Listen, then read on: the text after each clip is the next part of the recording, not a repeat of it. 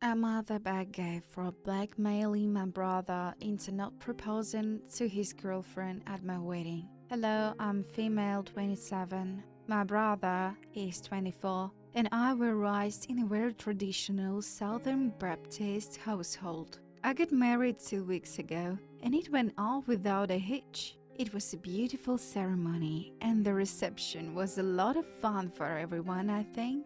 The only thing that could have messed it up was my brother. He wanted to ask his girlfriend Sarah to marry him at the reception during his speech welcoming my husband to the family. My dad passed away last year, and I thought it would be good to have my brother do the honors. Thank God he told me his idea beforehand. My brother didn't know that Sarah, who is one of my best friends, had already told me that she was pregnant. My brother is a youth pastor at our church. Sarah is the church director. Everyone looks up to them. I told him that if he had the audacity to try and include himself in my day, the response to his speech will be me toasting his new baby. He was furious that I knew about it and that I will leverage it against him. I saw red. I said that if he and his girlfriend were willing to go against our beliefs, then I had no problem calling him out. Our fight got loud enough that our mom came and to break it up. I kept my mouth shut despite wanting to blab right there and then. Like I said, my wedding went perfectly, and my brother proposed to his girlfriend privately at a beautiful little spot in the hotel grounds after we left the reception. Sarah thanked me for my discretion and for convincing my dumbest brother not to try and earn it on my day when I got back from my honeymoon. We all had dinner with my mom last night, and my brother is still salty about the situation though. When I spoke with him to congratulate him on his engagement, he said I was pity to keep him and Sarah from having a moment in the sun. I said that there were 1,000 more appropriate places for him to propose and that he chose well. So, I'm the bad guy here. I'm the bad guy for calling my wife mental after she kicked everyone out of the house. I married my wife a year ago and moved into her home. She owned it although long before she met me. I have 2 kids, 7 plus 11. She has none biologically. My wife suffers from ADHD and mild ACD, which myself and my kids have adjusted to the best we can. For the most part, everything is great, though she does have moments of DHD range. When people stand in her way, interrupt her when she's hyper-focusing on something, or ask her a billion questions at once. She can't stand having more than one conversation going at one time and has basically started ignoring me and the kids if we all start talking at once because she says she shouldn't have to repeat herself continuously and tell us to speak one at a time, and since we refuse to listen, she refused to engage. She's never mean about it, but it's definitely an adjustment for me and the kids. She works at the financial firm, and I work as a school football coach and trip advisor. We both had the weekend off last weekend, so I suggested we plan a big barbecue pool party for the whole family, because we aren't able to do much with our families combined. She was on the fence about the idea, as too many people in her space bothers her, and with her ACD, she didn't think she would be able to handle it. But ultimately, she decided that she will give it a chance and went ahead with planning, but it quickly turned to shit. The kids, mine plus family, keep running inside soaking wet. Stones in the garden that had been placed meticulously by my wife were being moved. Too many people were talking to my wife and demanding her attention. And the final straw, my brother decided to fuck with my wife and purposely moved to step over my foot and a half, making it an event. She snapped and told everyone to get the hell out of the house. In her defense, she did ask people to stop multiple times, But essentially, there were too many people to relay the message to, so people kept repeating the same mistakes over and over again. Everyone did leave, but I was so embarrassed that I called her mental an embarrassment. She won't speak to me at all, and hasn't since that day, like Saturday. So what do you think? Am I the bad guy for not being an active grandparent? I have a son, Jake, who is 26. I'm 47. He has his own son, Mike. He's 5. Jake's mother and I only had a short-term relationship, and it was an accidental pregnancy. To be blunt, I never wanted to be a parent, particularly not at 21. However, Jake's mother did, and it wasn't my decision. Although we have always kept the peace, things have always been icy between us due to that.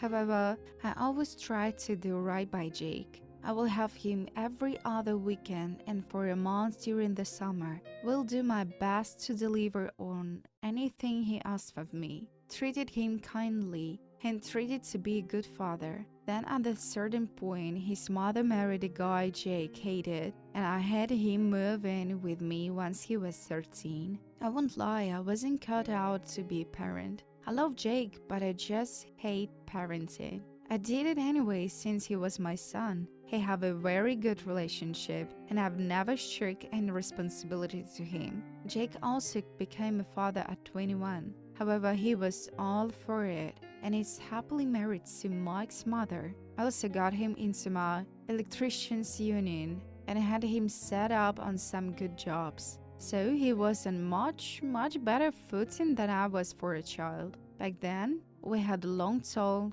and I told him, Jake, being a parent is a very different life. It's hard, exhausting, and on day-to-day basis. You don't really get to do what you want to do very much. It will be a very long time before you don't have the kind of responsibility anymore. Then the conversation turned to how I will help him. I told him no. I'm retired from parenting. I'm turning back to my own life. He has his own home, union job, is engaged, and adult enough to decide to have a baby. He's the adult now, he's the parent, and I'll be around, and if there are any emergencies, obviously, I will do what I can. But I won't be an active grandparent. I've largely held to it. I've been doing a lot of travel, I have a girlfriend, hobbies, and to be blunt, I'm doing all the things I didn't get to do in my 20s.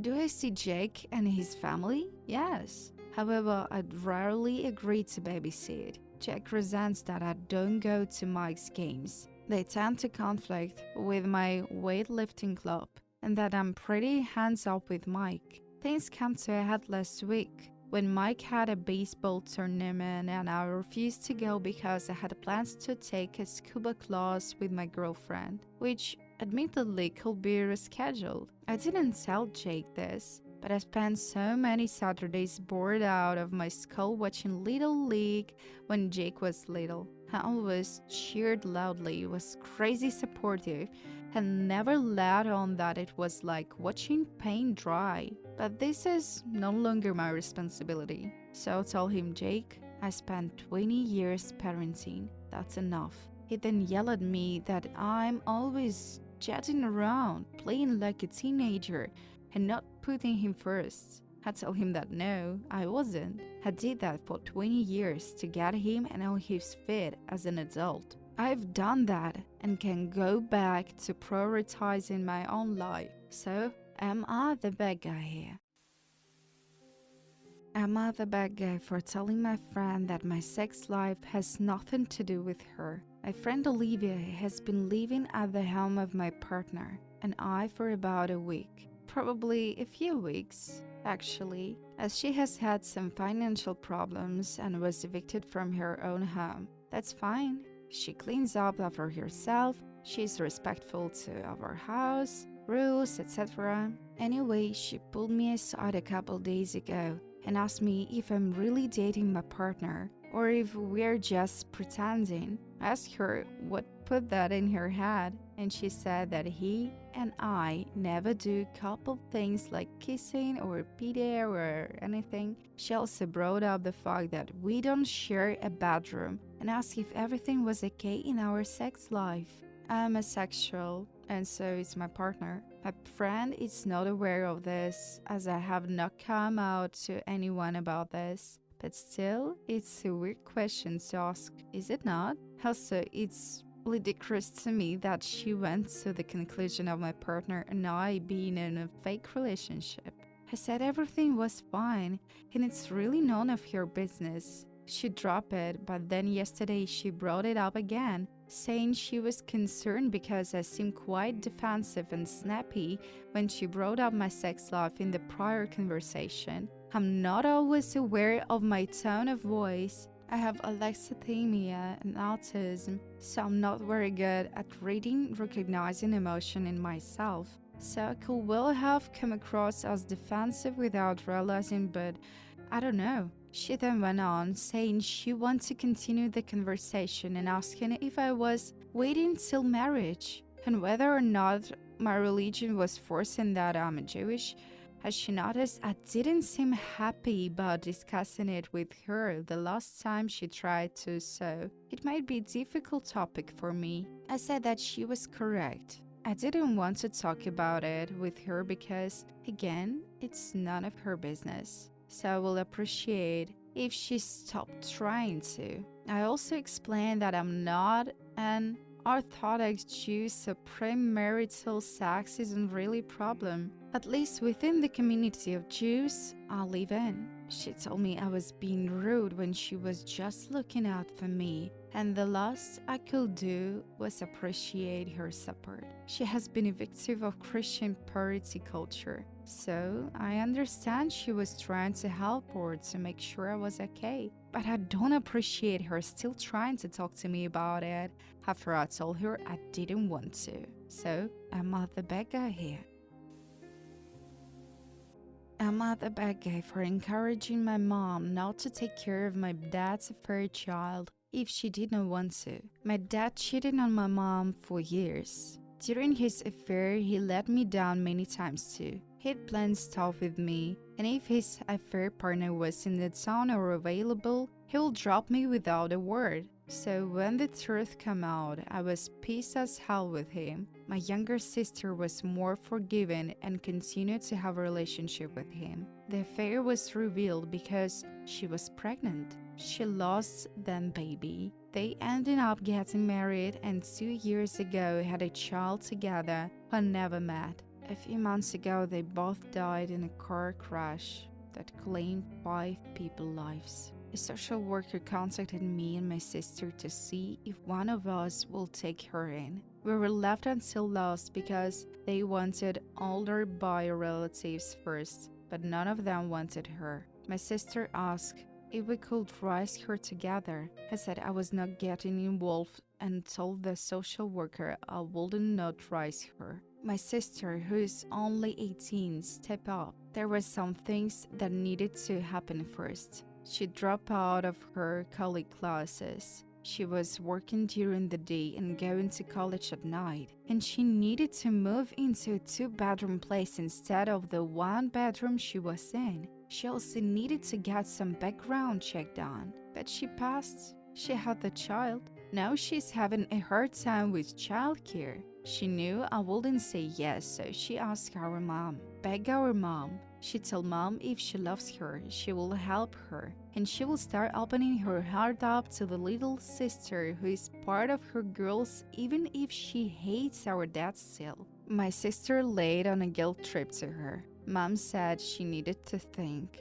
so she called me, told me she didn't want to do it, that she hates the thought of having that child in her home and caring for her, but she knows it will ruin her relationship with my sister if she doesn't. I tell her she shouldn't do it, that she will not be a good fit for one, but she will also be miserable, and while my sister might not hate her, she could end up resenting them both. She agreed with me and told my sister she will not watch her. My sister called and asked if I had anything to do with it. I played dumb and I said I didn't know what she meant. She said she knew that was a lie because Mom was so close to doing the right thing, and suddenly she is firmly no. She called me a cunt, a bitch, said I was heartless, that one day she will tell our little sister everything and will make me face up to my rejection of her and my lack of care for her.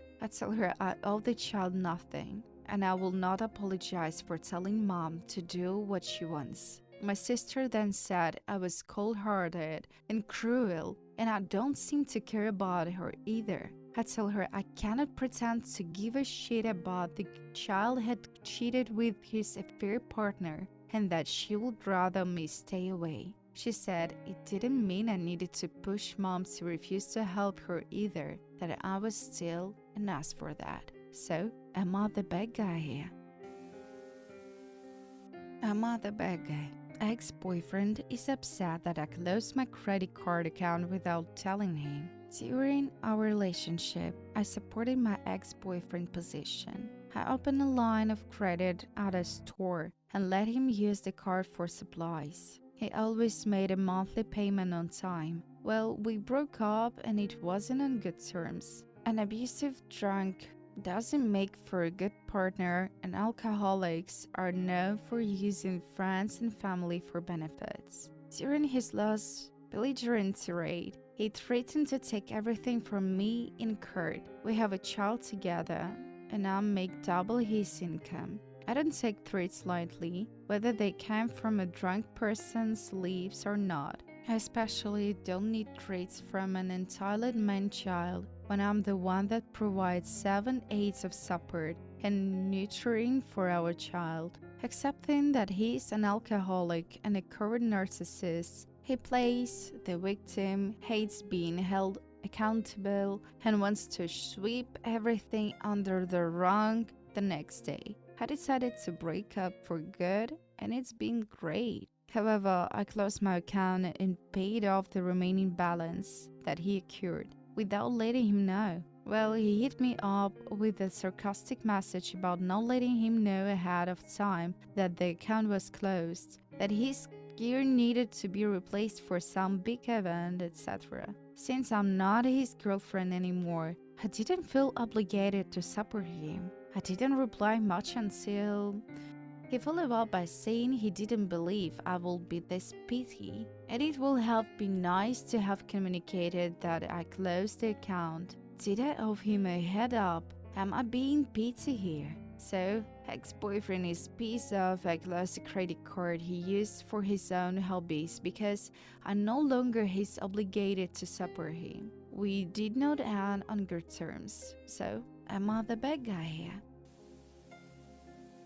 Am I the bad guy for having my husband's father come get him when he's drunk and belligerent? My husband was working at the neighbor's house and ended up getting drunk with the neighbor. He came home an hour later, then he said he will completely plaster it. We have a 2-year-old daughter who was very excited to see him. He very nearly dropped her in the kitchen sink, made an awful mess of dirty dishwasher in the kitchen and on our daughter. He then proceeded to demand our daughter get in her high chair to eat Cheerios. She wanted to eat them while cuddling with him and wanted Paw Patrol. When our daughter didn't want that comply, he ate the Cheerios in front of her and laughed when she screamed and cried. Trying to be fair here, she had already eaten and the Cheerios were just a snack, but still, I kicked him out of the house and called his dad to come get him so he wouldn't drink during the car. I love him very much, and he's normally a fabulous partner to our daughter, but I didn't want her to see him like that, and frankly, I don't have the emotional capacity to deal with his behavior tonight. I feel sort of badly now, so am I the bad guy for sticking to my guns and sending him to his parents' house to sleep it off? What do you think?